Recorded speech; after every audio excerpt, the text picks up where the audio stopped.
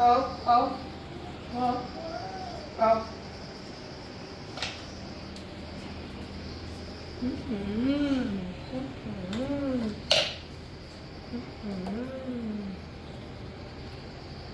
अस्सलामुअलैकुम, क्या हाल चाल है आप सबके। मैं भी ठीक ठाक हूँ आप सबकी दुआओं से। आज फाइनली मैं आप लोगों के साथ अपनी वो रूटीन शेयर करने वाली हूँ जो बिल्कुल रियलिस्टिक है और इसी तरीके से जो है मेरी अब ज़ैनब के बाद से जो है सारे दिन की रूटीन होती है और ज़ैनब की एक्टिविटीज़ होती हैं ये भी मैं आप लोगों के साथ शेयर करूँगी, क्योंकि बहुत टाइम से मुझे इस तरह की कमेंट्स आ रही थी कि आप यार प्लीज़ जो है ज़ैनब के ऊपर एक वीडियो बनाएं, इसकी रूटीन बताएं, इसका जो है मील रूटीन बताएं। तो काफ़ी टाइम से ये चीज़ पेंडिंग में थी क्योंकि मुझे टाइम ही नहीं मिलता था। बहुत मुश्किल होता है छोटे बच्चे के साथ वीडियो को शूट करना। और मैं अगर सच बताऊं तो 9 साल के बाद फिर से माँ बनने का जो एक अल्लाह पाक ने मुझे मौका दिया, तो शुरू में तो खैर मुझे बहुत मुश्किल लगा और मैं रोई भी काफ़ी दफ़ा।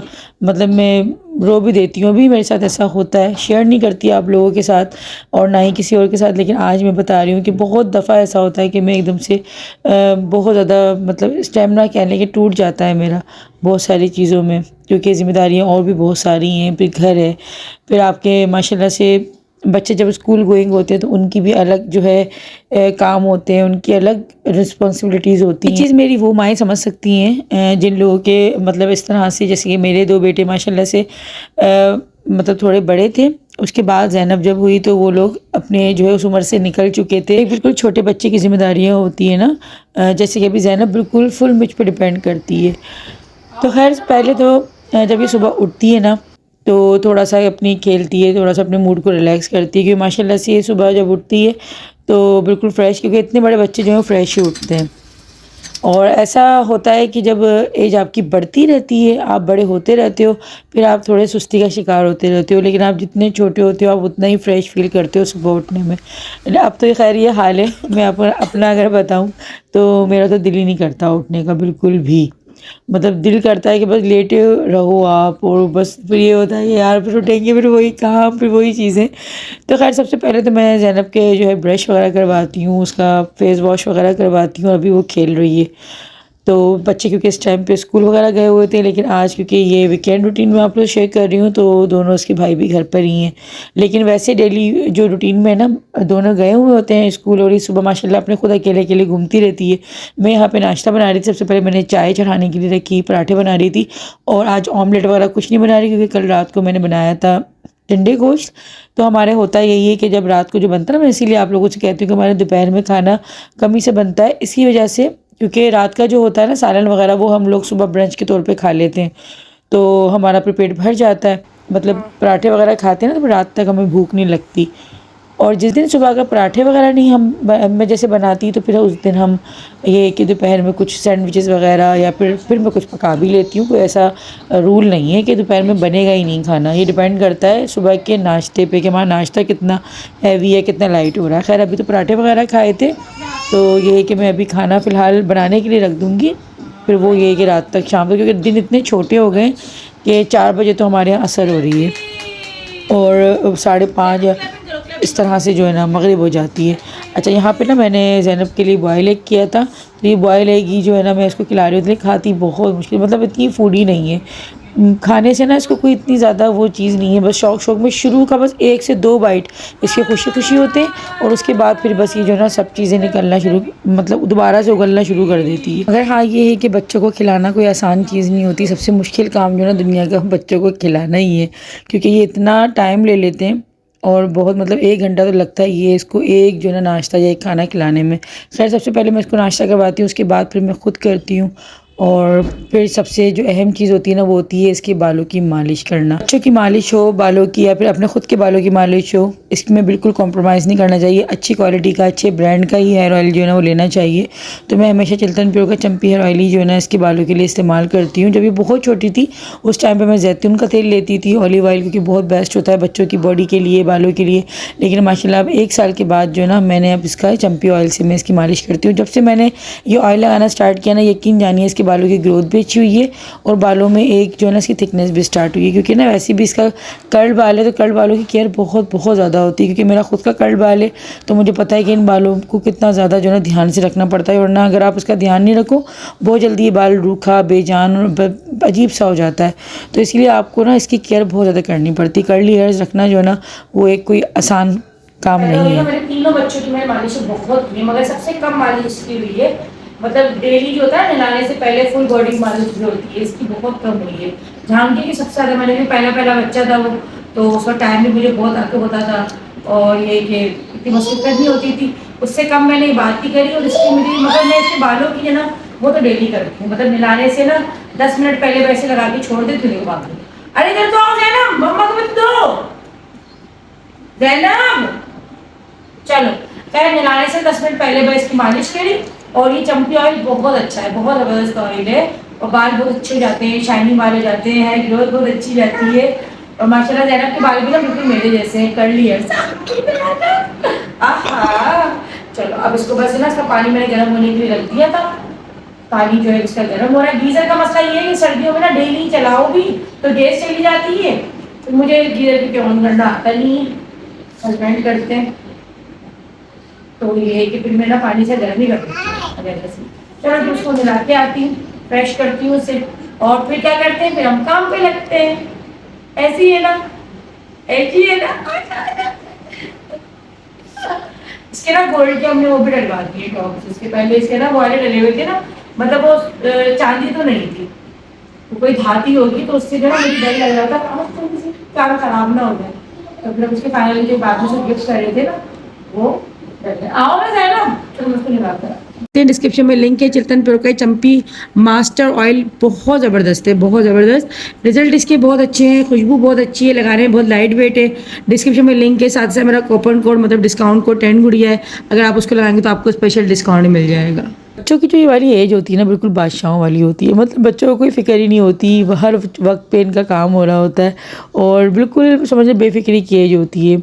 और मैं कहती हूँ कि जब बच्चा स्कूल गोइंग हो जाता है ना वो एज भी उसकी फिर एक टेंशन वाली स्टार्ट हो जाती है, लेकिन जब तक बच्चा स्कूल नहीं लगता उससे पहले की ज़िंदगी जो होती है ना वो बहुत ही रिलैक्स, बहुत ही खूबसूरत ज़िंदगी होती है।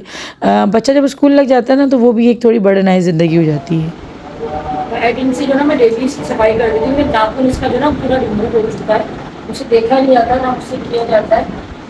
अगर आप क्या करें, जो इसकी सफाई रखना जरूरी है ना, तो पैड हो जाना बताया है कि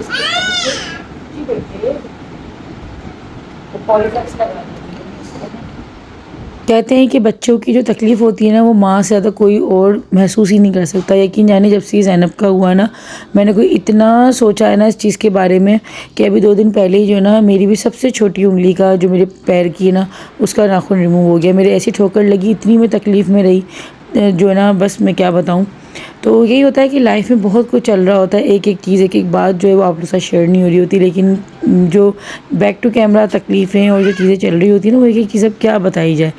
तो ये होता है बस जो ख़ास जो एक मोटी मोटी चीज़ें होती हैं वो आप लोग के साथ शेयर हो जाती हैं। आप लोग बस इसी पे प्यार दे दिया करें, अपना रिस्पॉन्स अच्छा दे दिया करें, तो ये कि इंसान का जो ना अंदर से एक थोड़ी अप्रिशिएट इंसान हो जाता है कि यार इतना मतलब एक रूटीन इतनी टफ़ होती है, उसके साथ साथ जो है आप लोगों के लिए वीडियो बनाना, आप लोग के साथ शेयर करना, तो ये कि आप लोग बस थोड़ा सा अपना रिस्पॉन्स और अपना प्यार दे दिया करें। तो मेरी भी जो ना पैर की छोटी वाली उंगली का जब नाखून रिमूव किया तो बस मैं इसकी यही तकलीफ़ मतलब महसूस कर रही थी कि अब बच्चे मतलब कितने मासूम होते हैं कि इनको अगर तकलीफ़ भी हो रही होती है ये खेल कूद में लगे होते हैं और हमें देख के हंस देते हैं। तो यही बच्चे इसलिए कहते हैं कि बच्चे फरिश्ते जैसे होते हैं। तो मैं जो है ना इसको अपनी नमाज़ चाहिए तो बहुत माशाल्लाह छोटी थी जब से मेरे साथ जो है नमाज़ जब पढ़ती हूँ ना तो मैं इसको साथ बिठा रही होती हूँ। अच्छा मज़े की बात है कि ये मैं अपने साथ इसको बिठाती भी नहीं थी, खुद आके बैठ जाया करती थी। अब तो ये कि माशाल्लाह चलने वाली हो गई है ना तो फिर भी ये थोड़ा सा इधर उधर हो जाती है, लेकिन फिर भी इसका ये होता है कि जैसे जयनमाज़ बिछती है ना, बल्कि अगर मैं इसको सिर्फ इशारा करती हूँ ना कि जैनब चलो हाँ हम अल्लाह अल्लाह पढ़ें, तो ये खुद ही जो है ना जयनमाज़ लाती है और बिछा देती है और इसको डायरेक्शन तक पता है कि थोड़ा सा मतलब तिरछा होके जो है ना जयनमाज़ बिछानी है। तो ये चीज़ होती है कि बच्चे की तरबियत जो है ना वो बचपन से ही स्टार्ट हो जाती है और सही कहते हैं कि बच्चे की तरबियत जो होती है ना वो मतलब असल जो दर्जगाह है ना वो माँ की गोद ही होती है। माँ को ही देख देख कर जो है ना बच्चा सीख रहा होता है चीज़ों को। बच्चों की अच्छी तरबियत करने के लिए सबसे पहले तो पेरेंट्स को खुद को अच्छा होना होगा अपने अंदर से वो नेगेटिविटी या फिर अपनी वो बुरी आदतें निकाल के फेंकनी होंगी और अपनी उन चीज़ों को अपनाना होगा जो चीज़ आप बच्चे में देखना चाहते हैं। क्योंकि बाज़ दफ़ा ना हम बच्चों को कोई चीज़ सिखाते और बताते भी नहीं, वो खुद ही हमें देख देख के ना उन चीज़ों को करना शुरू कर देता है। तो ये इन चीज़ों को कौन कौन इस चीज़ से एग्री करता है मुझे कमेंट सेक्शन में ज़रूर बताइएगा। अच्छा जी, ये सूट था ना मुझे अंबर ने जब दिया था, जब मैं उम्रा करके आई थी ना तब का रखा हुआ था। तो मैंने अब जो है ना इसको श्रिंक करा है, क्योंकि ना ये सर्दियों का सूट है। तो ये है कि हमारे क्योंकि सर्दियाँ आने से पहले ही चली जाती हैं, तो पिछले साल भी मैं इसको सिलवाना चाह रही थी लेकिन मैं स्टिच करवा नहीं पाई। और उससे पहले ये कि मैं कपड़े, क्योंकि जब ज़ैनब के होने का था पिछले से पिछले साल, तो तब मैंने सारे सूट्स वगैरह जो है अपने रोक दिए थे। मैंने बहुत कमी के साथ जो है ना कपड़े उस टाइम पे बनवाए थे। तो खैर अब मैं जो है ना इसको स्टिच करवाऊँगी इंशाल्लाह इस विंटर्स में, क्योंकि ये आएगा ही विंटर से पहनने में, क्योंकि काफ़ी मोटा स्टफ़ है। खैर जी, इस टाइम पे जो ना मतलब ये थोड़ा 5 साढ़े 4 बजे का टाइम है, तो ये टाइम होता है इसका प्ले टाइम अपने भाइयों के साथ। और ये कोई बैट बॉल इतने शौक से खेलती है। मैं ज़ैनब की ये चीज़ नोट करती हूँ कि ये अपनी डॉल्स या अपनी डॉल हाउस वगैरह से इतना शौक से नहीं खेलती जितना ये बैट बॉल से, कार से, मतलब वही सारे शौक जो जहांगीर बात करते हैं ना, तो उन चीज़ों को देख देख के उन्हीं चीज़ों से अट्रैक्ट होती है ये। तो खैर ऐसा कोई वो नहीं, लड़कियों को मैं कहती हूँ कि बचपन से ही जो है ना कार्स का शौक और इन चीज़ों को होना चाहिए। इस चीज़ में कोई वो नहीं होता कि लड़कियों को आप डॉल या ये चीज़ें हाथ में पकड़ा दें।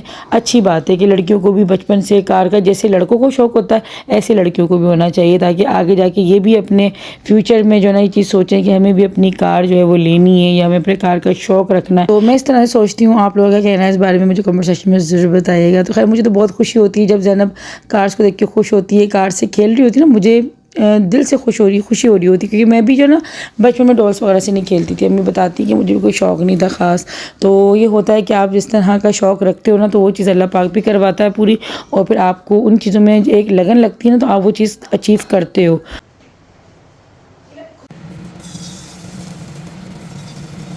तो वैसे तो मैं अक्सर जो है ना खिचड़ी इसकी आप लोगों से शेयर करती हूँ, क्योंकि अभी भी जो है ना ये मतलब थोड़ा सा फीके और इस तरह के खाने खाती है, ज़्यादा स्पाइसी वगैरह नहीं खा रही होती। तो सिंपल सी खिचड़ी होती है, चिकन वगैरह ये पसंद नहीं करती। बहुत दफ़ा मैंने इसको खिलाने की कोशिश करी लेकिन ये बिल्कुल भी पसंद नहीं करती है।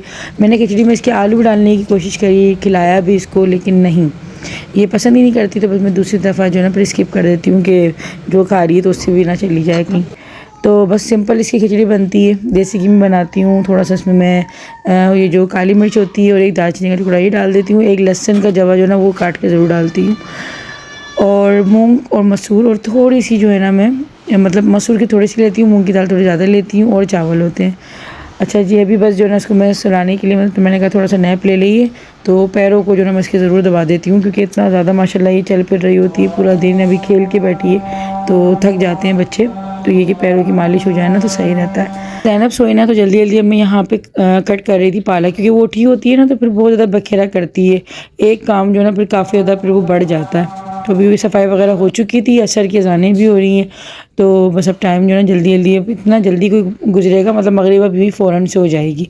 तो पालक कट कर रही थी, क्योंकि जो है हस्बैंड के लिए बना रही थी मैं आलू पालक, और मेरा आज दिल कर रहा था काली वाली दाल खाने का। अपने लिए मैं दाल बना रही हूँ, हस्बैंड के लिए आलू पालक बन रहा है। तो अगर ज़्यादा बन भी जाएगा ना तो कोई फ़िक्र नहीं होती, दूसरे दिन नाश्ते में सुबह खाने में काम आ जाता है।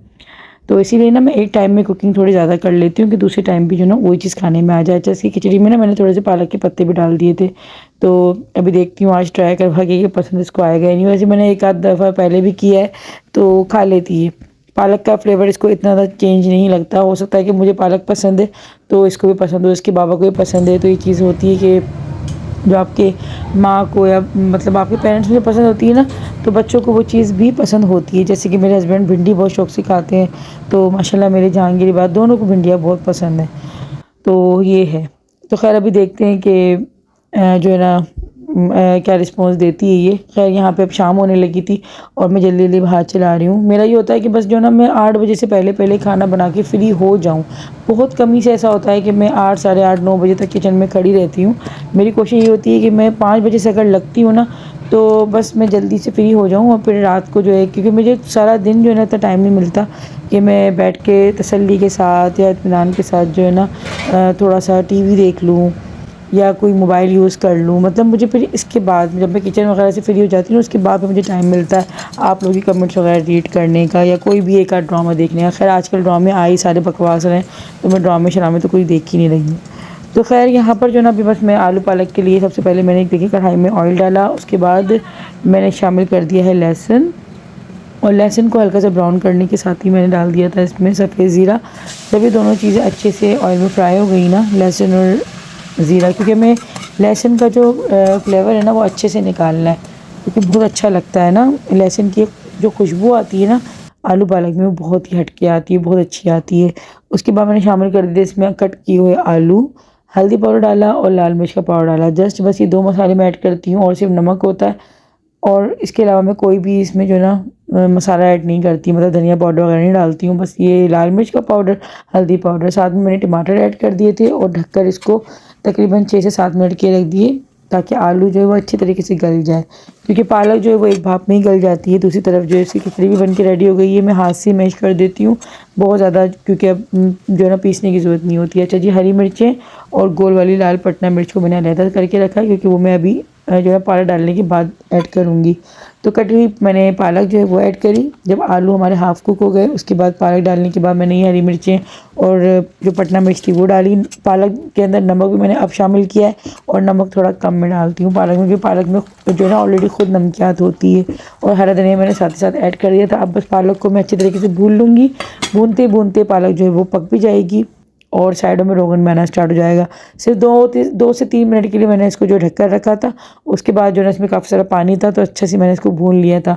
तो यहाँ पे देखिए कितनी ज़बरदस्ती हमारी आलू पालक की रेसिपी जो बन के रेडी हुई है। और इस तरीके से अगर आप लोग आलू पालक बनाएंगे ना तो बहुत यम्मी बनता है, बहुत अच्छा बनता है। स्कूल लगाती हूँ बेटा, रुको ना। बस जी, अभी हम लोगों ने डिनर वगैरह किया अपना, थोड़ा सा मैं बाहर गई थी सामान वामान लेने के लिए दूसरे दिन का, और बच्चों की कुछ स्टेशनरी वगैरह लेनी थी, वो चीज़ें ली। इतना कोई थक गई थी कि बस वापस आकर जो है ना बच्चों को सुलाया। सबसे पहले बच्चे सोएं, और जो है ना बस अब ज़ैनब के सोने की बारी है। तो ज़ैनब थोड़ा सा अपने खेल में लगी हुई, क्योंकि नैप ले लेती है ना तो अपने मूड से सोती है। वैसे सो जाती है, ये होता है क्योंकि कमरे में अंधेरा वगैरह हो जाता है तो सो जाती है, लेकिन कभी कभार इसको होता है कि इसको इस तरह की शरारतें जो ना वो सूझ रही हैं। अभी देखिए पलंग के नीचे गई हुई है, वो चाह रही है कि अभी भी जो ना ये दोनों उठ के इसके साथ खेलें। तो खैर जब ये देखेगी तो कोई रिस्पॉन्स नहीं दे रहा ना इसको, तो फिर खुद ही थका के आएगी और फिर लेट के सो ही जाएगी। तो खैर जी, आज की वीडियो आप लोगों को कैसी लगी?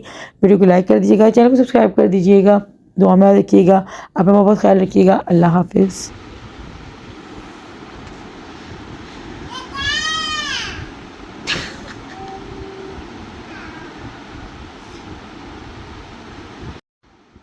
ऐसी करती रहती है ये, देखो।